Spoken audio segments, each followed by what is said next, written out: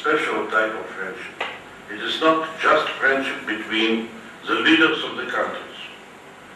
Well, for this half century, we had so many leaders changed, both in India and Russia, and still the relations are surprisingly good, I must say. And it is not just, though it is very important, the friendship between two civilizations. Because I always understand it as not relations between countries, but between two civilizations. But it is also on the grassroots level between just ordinary people, if the scholar would be called ordinary. But that is very important part. And being, well, at least from outside view, an old man now, I'm coming to the idea that friendship is much more important in the world than even love. Friendship is standing. Friendship never betrays. Well, I'm not criticizing love, of course. It's just, will be not wise in my age. And we do cherish our friendship with India very, very much. And our cooperation, our mutual understanding, and the change of the roles. Many years ago, several decades ago, India looked upon Russia as a sort of a teacher and helper. And the time came, not now, it's already came some time ago, when the roles are changing. We have to learn a lot from India. The whole world looks on India as a teacher, but Russia has a special place. Even coming to democracy, or at least to some new type of regime, we must study the experience of India. We must understand. You know, one of our scholars said once, everybody call India as a land of wonders, which is true, whatever sense you put in this. You put elephants, you put spices, you put yogis, it's true. But actually, the main wonder of India, the wonder that is India, that this big country, with a big tradition, long tradition, has so many problems, and it tackles this problem. Maybe not always easy, but still this is the path of victories. And if you come to India so many times as we are happy, we did it before, you see how many changes. Because you see, so to say, a sort of a film. When you see one scene and then you see another scene in another part of the film. There is some time when you are not in India. And you see so many changes. I want only one thing to be unchangeable. Not one, of course, but when we are talking about our conference, I want our cooperation to go continuously unchanged to the mutual benefit. And in that, I want to thank from the bottom of our heart, well, Professor Mishra, all his beautiful girls and wonderful boys surrounding him, for the great help in all small things, big things, but mainly in convening the atmosphere and giving their hearts to us. Thank you very much. And that is especially for your wife. I must say this. There was one song in Russian, or in Russian-Indian film, with the words, "Pir merengue, chanevare." So, I hope we pir merengue. Thank you.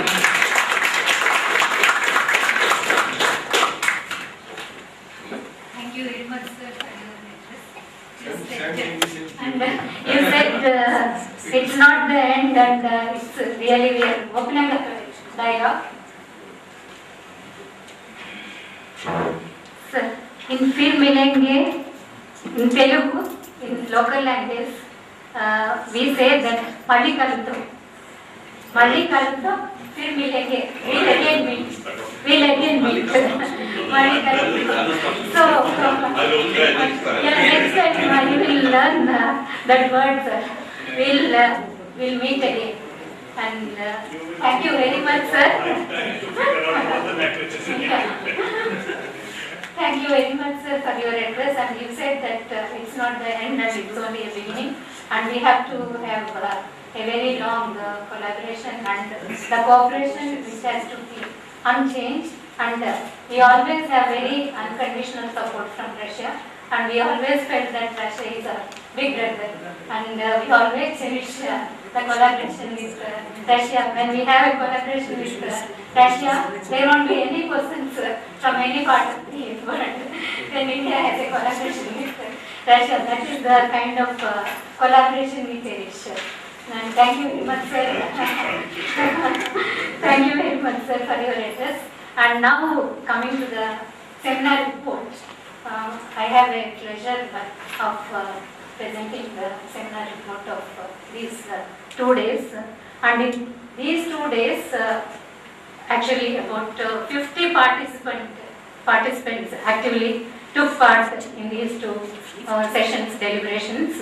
And participants included the Russian delegates, the Russian participants, about 7 participants from Russia took part in this seminar. And from ICSSR, 6 participants participated. And from IPE, almost the entire family was here during the inaugural and valedictory and in few sessions also.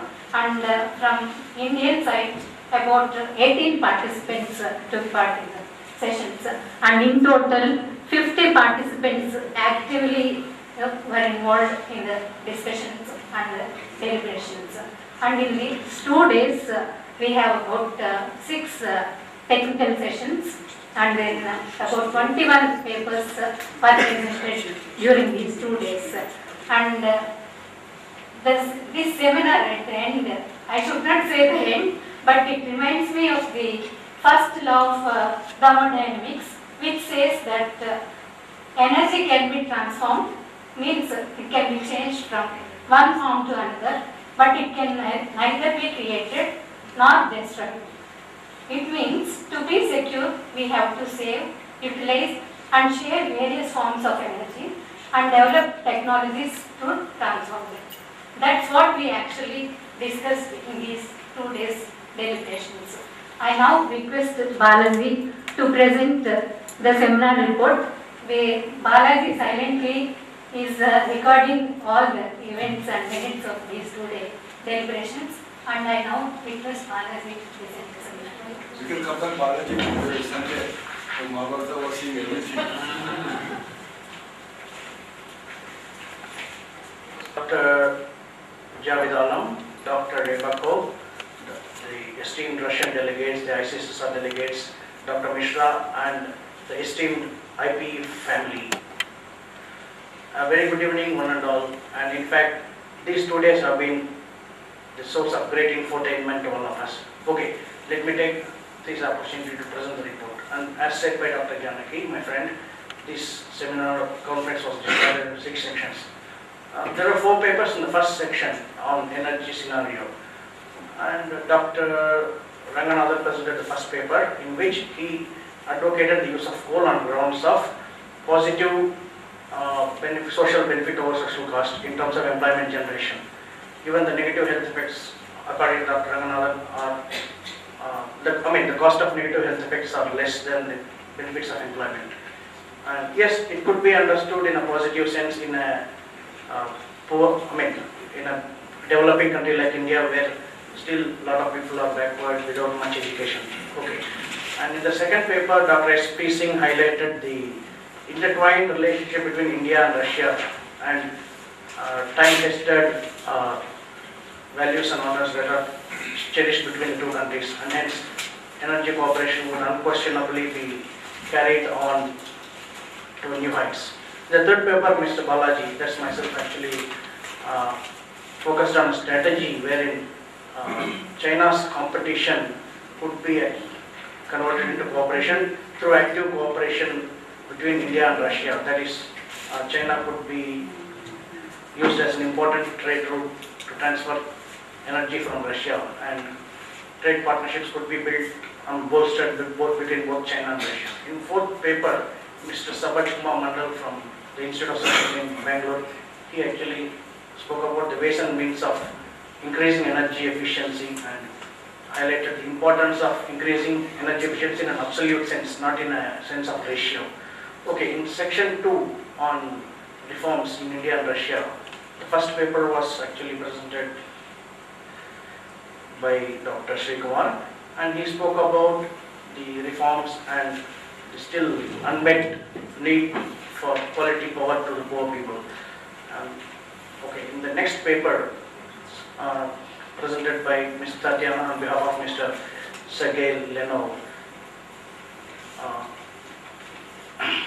geopolitical importance of Indo-Russian energy cooperation was emphasized. In the third paper presented by Mr. Venkateswar Rao, the IAS Karnataka cadre, the Principal Secretary of Karnataka, he stated he emphasized the pioneering role of Karnataka in introducing the electricity reforms, the Right to Information Act and the Transparency Act. In the next paper by Dr. Yoga Josna, she gave a very new she spoke about a possible new paradigm wherein Indo-Russian nuclear cooperation could actually translate bilateral treaties into trilateral treaties, wherein for instance, if there is no treaty between India and a third country with which Russia has a bilateral treaty, it could be converted into trilateral treaty. And okay, we can put it in our confidential report that Indian nuclear scientists could be, the talent pool of Indian nuclear scientists could be put for commercial purpose all over the world, and nuclear reactors could be tailor-made in collaboration with Russia, so that no tampering could be done and only electricity could be produced around the world. Yes, yeah, it's a very good contribution by Dr. Josna. Sure. Okay, next paper is by Dr. Mishra, and he spoke about the need for benchmarking and also removal of barriers, information asymmetry, coordination problem, and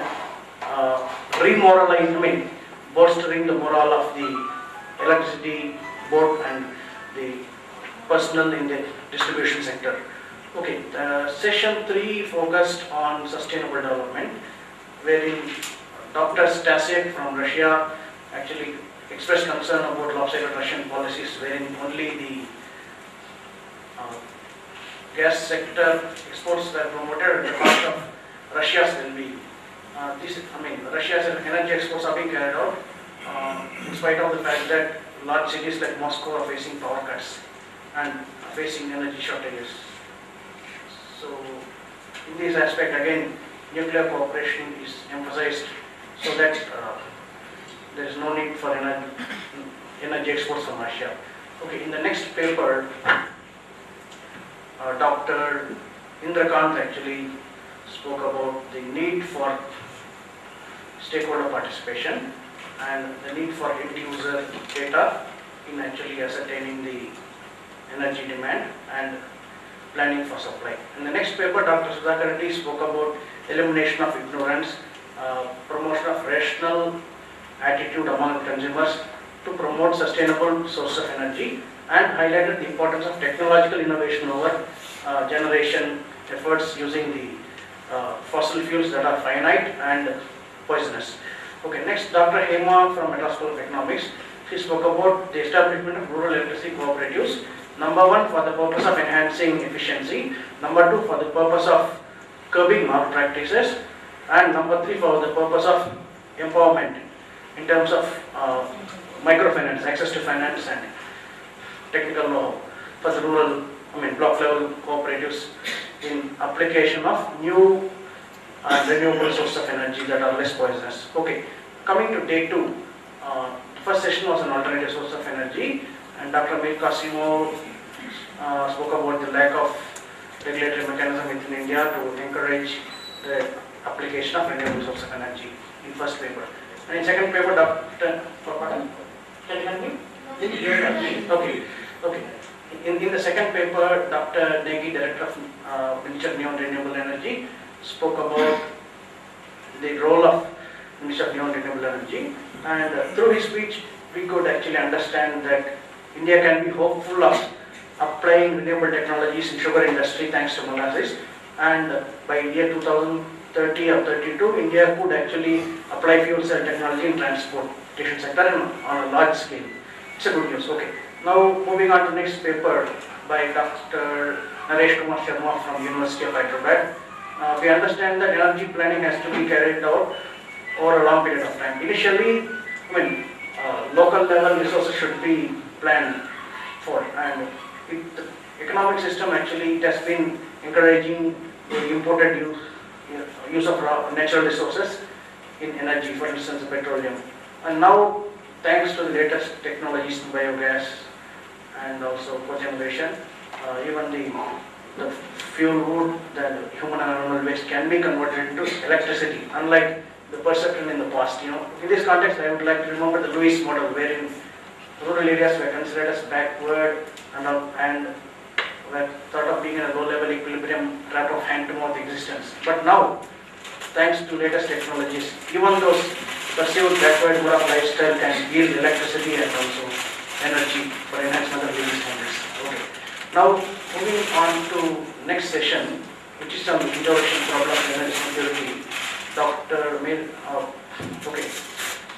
Maliero has presented his first paper, and he actually highlighted the need for enhancement of alternate energy sources. But in the meantime, Dr. Maliero has brought a good news from Russia. Russia's energy requirements will only grow by 1.5 times in the next 21 years, till the year 2030. But India's energy requirements will grow by 4 times. But Russia is in a better position to supply India's energy requirements on a large scale. In the next paper presented by Dr. Jatinder Kama, it's such a harsh climatic condition on a large scale. And there is another point raised by Dr. Kama, that is, since Siberia can be utilized as a shortcut for traveling between North America, Europe and Asia Pacific region, perhaps the Russian policy should not make Siberia a poisonous place. Like sustainable development should also be considered by the Russian government. Okay, moving on to the next paper by Mr. Nagaik of Nuclear Power Corporation. Actually, the paper briefly illustrated the technological prowess of India in nuclear energy, and it was an audio-visual treat for Indian patriots. Fine. Okay, let's go on to the last session. Last but not least, the session on regulatory reforms. Dr. Akimov of Russia actually presented 3 economic scenarios: the pessimistic, realistic, and optimistic scenarios. Even in the realistic economic scenario, foreign investment and partnership is welcome in energy sector, which is a good news for India. Okay. Next, coming on to the paper by Dr. Jayaraman, we learned that the electricity reforms have brought in several positive changes, which include the consumer empowerment through Right to Information Act and through open access, that is a choice of the source of electricity for consumer, in anonymous online trading of electricity, and last but not least, the importance of segregation of jurisdiction between the central and state electricity regulation commission. And still, the reforms has to travel a long way. And yes, human beings never stop. Yeah, thank you.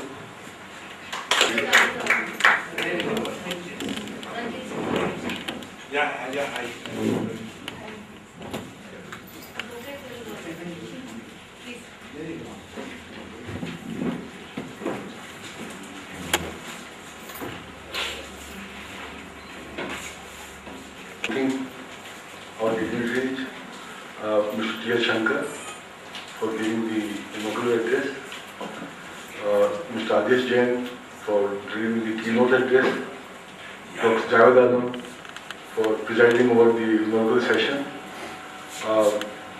again Dr. Javed Alam for presiding over the valedictory session, Dr. Sinha for moving the vote of thanks, and the previous session by Dr. Anand, who chaired the session of the regulatory reforms, Dr. Balamurthy, who chaired the first session. Thank you very much, sir, for chairing this session. And the second session is chaired by Mr. Balamurthy, sir. Thank you very much, sir. And the other session is, third session is chaired by Dr. Maya Rao. Thank you very much, sir.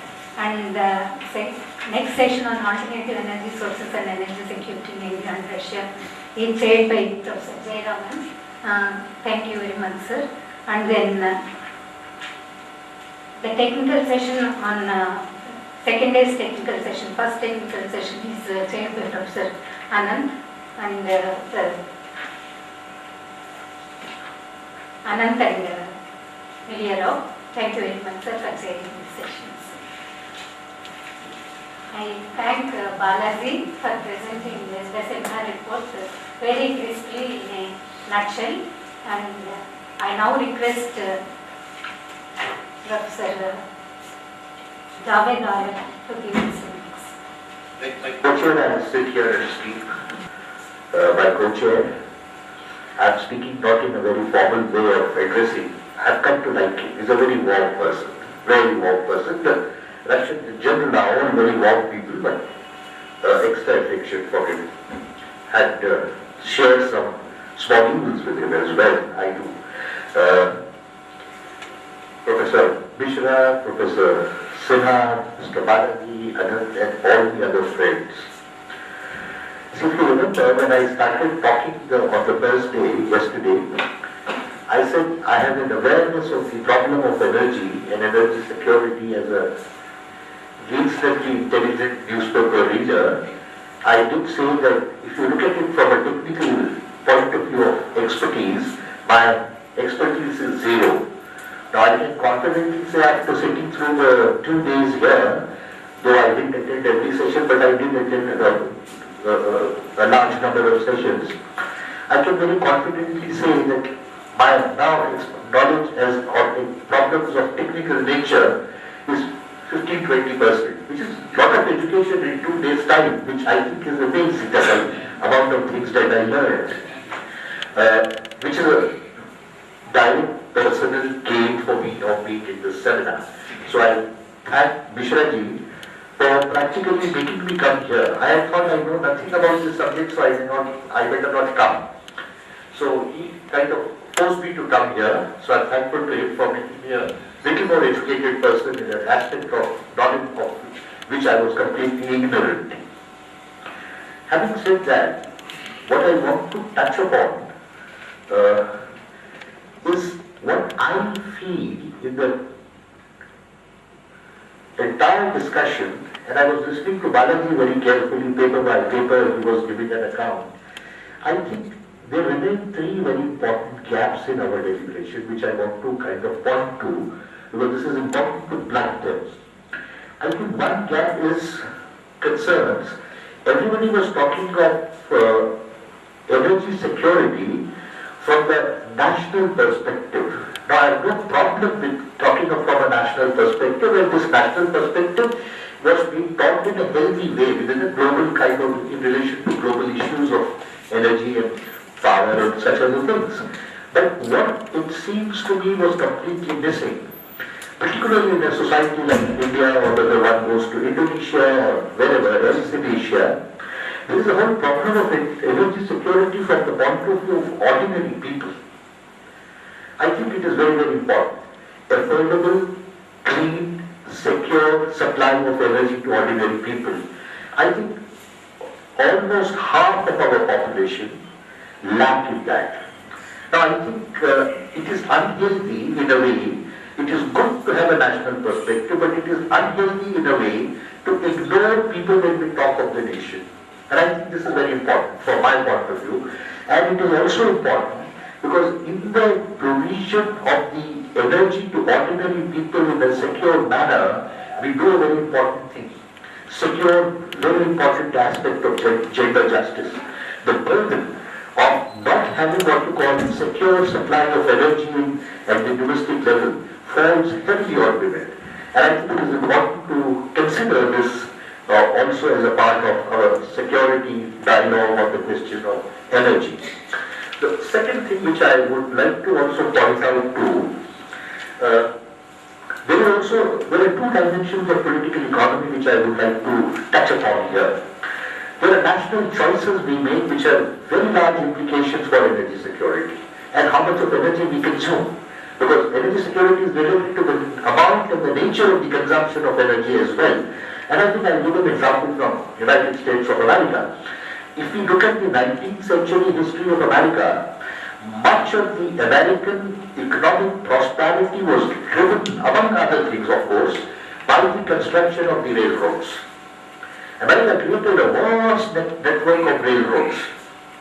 In the later part, in the first part of the 20th century, they deliberately allowed it to go under conditions of disrepair. You travel in America, you will see hundreds and hundreds of miles of railways which have never been used. Here is the choice, under the pressure of corporations, probably, but I think probably is to be considerably true as well, with the corporations, the automobile corporations saw to it that diesel, petrol, gasoline cars become the major mode of transport in America. I think America is one of the biggest consumer of energy. And it is precisely here, the amount of energy that America uses, and this is what Mishraji was pointing out to in another angle, that this is the model that the World Bank is trying to impose on a whole range of countries, where healthy practices can easily lead to 25% of saving of energy without what to call any alternative technology at all. That nevertheless, I think it is precisely here that something very dangerous has been happening in the world, disturbing the global security as such. America saw to it, particularly after the end of the First World War, that all the energy flows which I mentioned on the first day, going from east to west. Now today, if we look at it, the Orange Revolution, the Grey Revolution, and all that is happening in Ukraine or Georgia, and efforts to bring that about, is to see to it that this alignment of the flow of energy, either through pipelines or the tankers, does not get altered.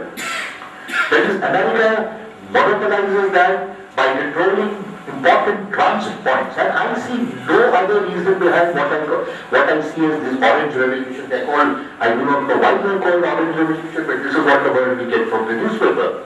Particularly using Ukraine, Georgia as republics under their hegemonic control to pull out Russia from. Now this is precisely where I mentioned, and I think it is important, that our great friendship between India and Russia can play a very important role, deepening of our friendship, because Russia can play, together with Iran and some other countries, a very important role in creating an Asian energy security system.